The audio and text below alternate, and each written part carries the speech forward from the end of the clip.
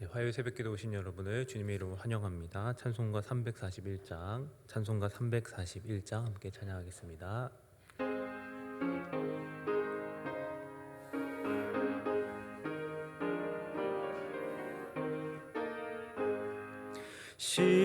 십자가를 내가 지고 주만 따라갑니다. 이제부터 예수로만 나의 보배 삼겠네. 세상에서 부귀 영화 모두 잃어버려도 주의 평안 내가 진 영생 복을 받겠네. 주도 권유 당했으니 나도 권유 당하고 세상 사람 간사하나 예수 진실합니다.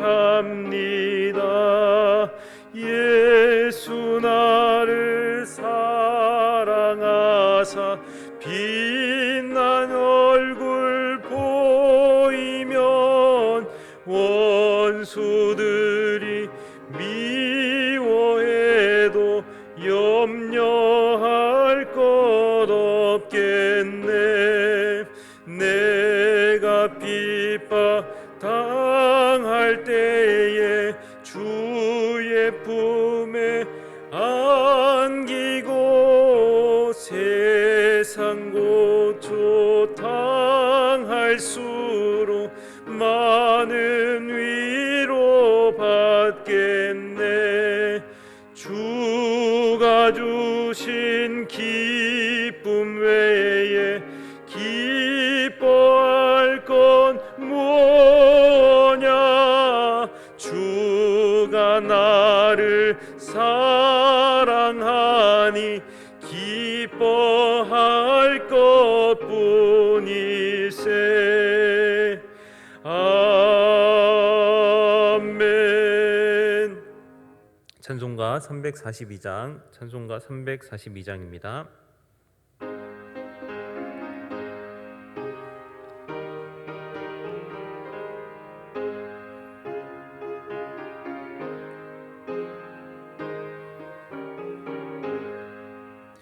너 시험을 당해 죄 짓지 말고 너 용기를 다해 곰물리처럼 너 시험을 이겨 새 힘을 얻고 주 예수를 믿어 늘 승리하라.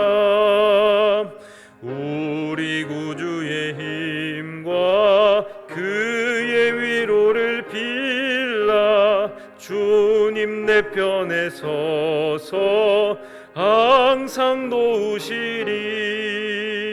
내 친구를 삼가 잘 선택하고 너행을 삼가 늘 조심하라. 너 열심을 다해 늘 충성하고 온 정성을 다해 주 봉사하라. 우리 구주의 힘과 그의 위로를 빌라.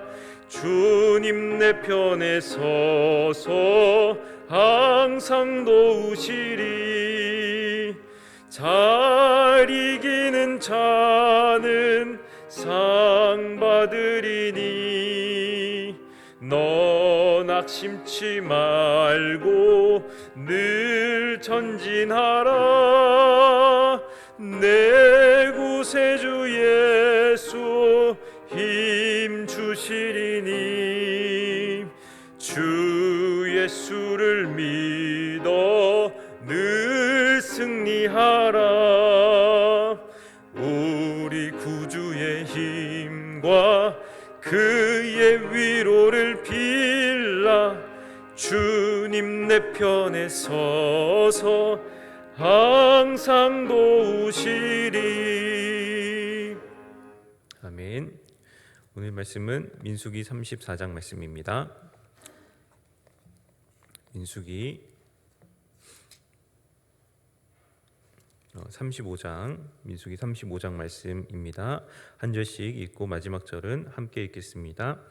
여호와께서 여리고 맞은편 요단강가 모압 평지에서 모세에게 말씀하여 이르시되 이스라엘 자손에게 명령하여 그들이 받은 기업에서 레위인에게 거주할 성읍들을 주게 하라. 너희는 또 그 성읍들을 두르고 있는 초장을 레위인에게 주어서 성읍은 그들의 거처가 되게 하고 초장은 그들의 재산인 가축과 짐승들을 둘 곳이 되게 할 것이라. 너희가 레위인에게 줄 성읍들은 성벽에서부터 밖으로 사방 1000규빗 성을 중앙에 두고 성밖 동쪽으로 2000규빗 남쪽으로 2000규빗 서쪽으로 2000규빗 북쪽으로 2000규빗을 측량할지니 이는 그들의 성읍에 들이며 너희가 레위인에게 줄 성읍은 살인자들이 피하게 할 도피성으로 6성읍이요 그 외에 42성읍. 너희가 레위인에게 모두 48성읍을 주고 그 초장도 함께 주되 너희가 이스라엘 자손의 소유에서 레위인에게 너희 성읍을 줄 때 많이 받은 자에게서 많이 떼어서 줘 적게 받은 자에게서는 적게 떼어줄 것이라. 각기 받은 기업을 따라서 그 성읍들을 레위인에게 줄지. 여호와께서 또 모세에게 말씀하여 이르시되 이스라엘 자손에게 말하여 그들에게 이르라. 너희가 요단강을 건너 가나안 땅에 들어가거든 너를 위하여 성읍을 도피성으로 정하여 부지 중에 살인한 자가 그리로 피하게 하라. 이는 너희가 복수할 자에게서 도피하는 성을 삼아 살인자가 회중 앞에 서서 판결을 받기까지 죽지 않게 하기 위함이라. 너희가 줄 성읍 중에 6을 도피성이 되게 하되 세 성읍은 요단 이쪽에 두고 세 성읍은 가나안 땅에 두어 도피성이 되게 하라.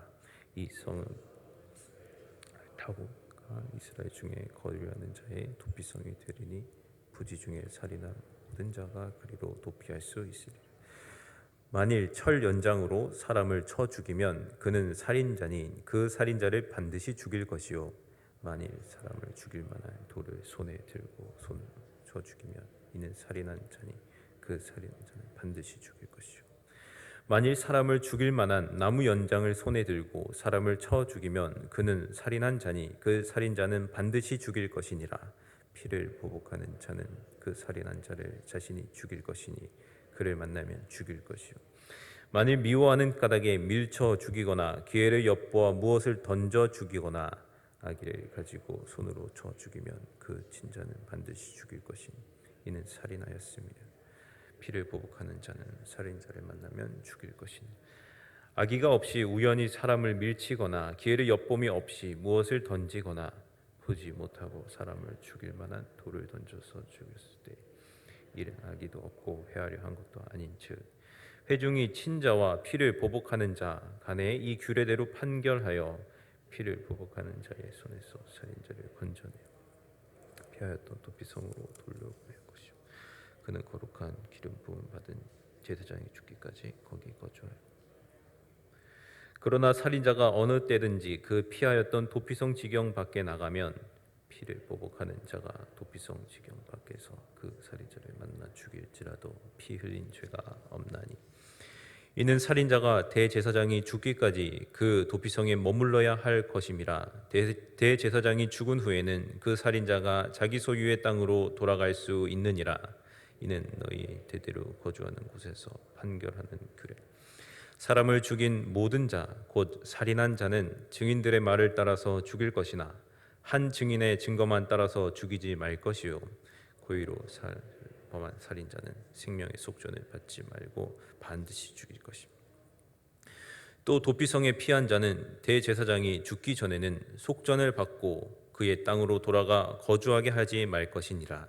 너희는 너희가 거주하는 땅을 더럽히지 말라. 피는 땅을 더럽히나니 피 흘림을 받는 그 피를 흘리게 한 자의 피가 아니면 속함을 받을 수 없는 너희는 너희가 거주하는 땅 곧 내가 거주하는 땅을 더럽히지 말라. 나 여호와는 이스라엘 중 있음이니라. 아멘. 하나님께서는 저주도 축복으로 바꾸십니다. 모든 나쁜 것도 하나님을 통과하면 좋은 것이 됩니다. 어제 살펴본 34장에서는 이스라엘 11지파가 땅 분배를 받았습니다. 그러나 레위인들은 땅을 받지 못했습니다. 오늘 말씀의 레위인은 온 이스라엘 지파에 흩어지게 될 것이다, 이렇게 예언되고 있습니다. 이렇게 흩어진 이유는 하나님께서 자신의 임의대로 흩으신 것이 아니셨습니다. 우리는 단순히 하나님께서 그리하신 것이라 생각하기 쉽지만 이렇게 흩어진 더 근본적인 이유는 레위의 아버지였던 야곱 때문이었습니다. 창세기에 보면 야곱이 레위를 저주하는 장면이 등장합니다.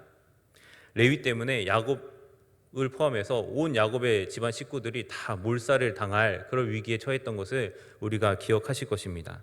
그래서 이 레위에 대해서 이 야곱이 아들에게 아버지가 저주를 하는 일이 있습니다. 창세기 49장 7절에 이렇게 저주하며 예언합니다. 제가 읽어드리겠습니다. 그 노여움이 혹독하니 저주를 받을 것이요, 아버지가 아들에게 이렇게 저주를 하는 것입니다. 분기가 맹렬하니 저주를 받을 것이라. 내가 그들을 야곱 중에서 나누며, 여기서 그들은 레위 지파를 말합니다. 이스라엘 중에서 흩으리로다. 레위 지파는 이스라엘에서 뿔뿔이 흩어질 것이다.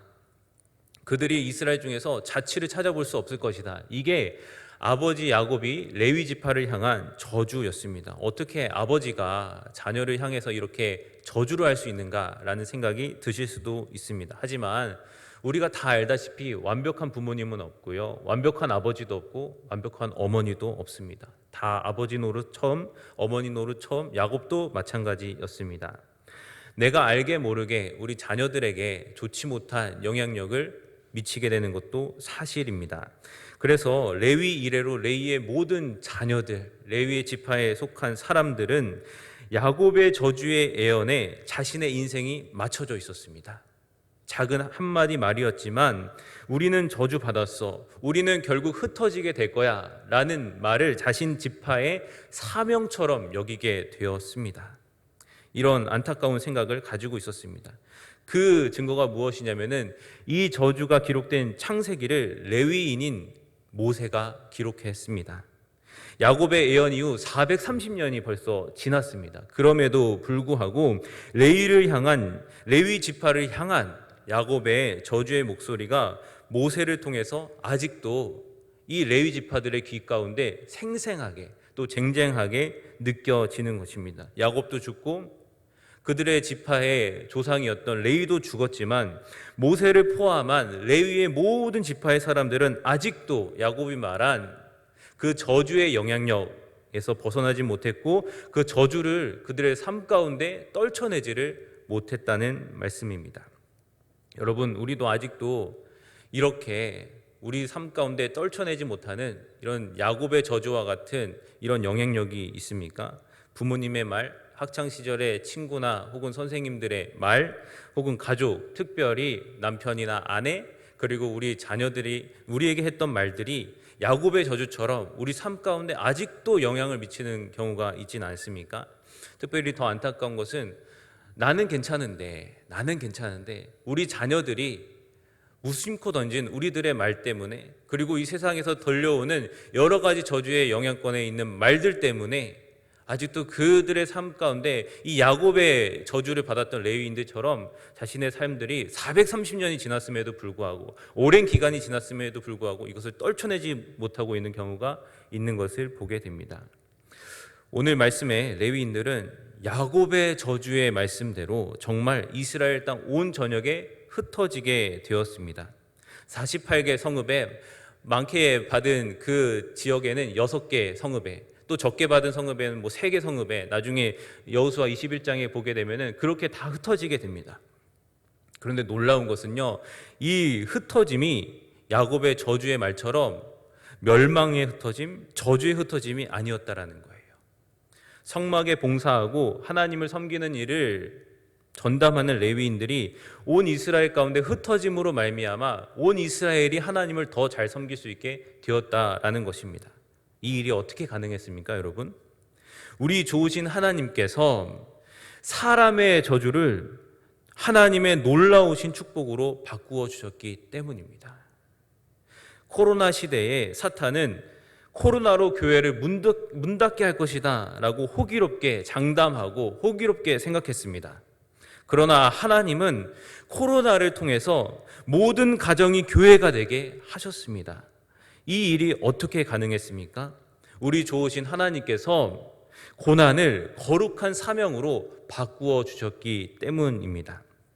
우리 가슴 속에 남아있는 저주, 특별히 우리 자녀들 마음에 남아있는 이 저주의 말들이, 그 말이 어떤 사람의 말이든 상관없이 좋으신 하나님으로 말미암아 아버지 야곱의 저주에서 벗어나 하나님의 귀한 사명을 감당했던 이 레위 지파와 같이 이 세상 어떤 권세, 어떤 사람보다 크신 우리 좋으신 하나님을 통하여서 다 치유받고 주님의 사람들로 굳건히 서게 되시길 축복합니다. 오늘 도피성 제도도 같은 맥락에 있습니다. 부지 중에 혹 실수로 살인을 저지른 사람은 도피성에 피신하여 복수를 면하게 됩니다.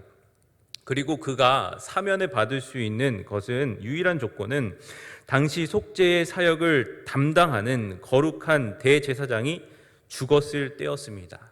누군가의 죽음이 누군가의 생명으로 바뀌게 됩니다. 이 일이 어떻게 가능하겠습니까? 그것은 우리 좋으신 하나님께서 죽음을 생명으로 바꾸어 주셨기 때문입니다. 이는 우리 예수님의 십자가 대속 사건을 생각나게 합니다. 우리 좋으신 하나님으로 인해서 예수님의 죽으심이 우리의 생명이 되었습니다. 사랑하는 여러분, 이 세상의 어떤 저주와 고난과 죽음까지라도 우리 좋으신 하나님께 이 새벽에 기도로 맡겨 드릴 때 그것이 축복이 되고 그것이 사명이 되고 그것이 생명이 되고 능력이 되는 줄로 믿습니다. 오늘 이 새벽 하나님께 우리의 모든 것을 맡겨드리며 기도하실 때 야곱의 저주를 거룩한 사명과 축복으로 또 생명으로 바꿔주신 하나님의 선하심이 우리 모두와 가정, 특별히 우리 사랑하는 다음 세대와 또 자녀들에게 넘치게 되길 축복합니다. 함께 기도하겠습니다. 하나님, 우리의 모든 저주를 축복의 통로로 사용하시니 감사합니다. 우리가 벗어날 수 없을 것 같은 모든 고난들을 주님께 기도로 올려드리고 맡겨드리오니 우리 슬픔을 기쁨으로 바꾸어 주옵소서. 우리에게 죄 대신 화관을 주시옵소서. 고통 대신 찬송을 허락하여 주시옵소서.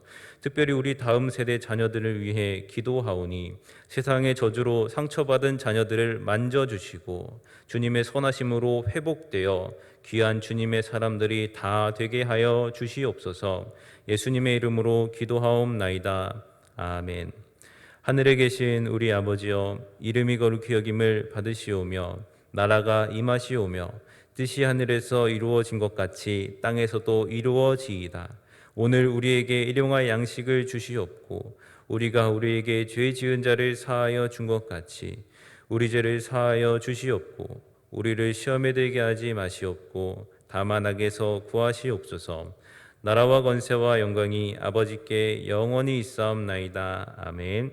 이 시간 기도하실 때 말씀을 기억하시며 기도하시고 1만 성도 비전과 4대 실천 목표를 위해 선교사님과 이 민족 교회를 위해 다음 세대 자녀들을 위해서 그리고 가지고 나오신 기도 제목을 가지고 다 함께 기도하겠습니다.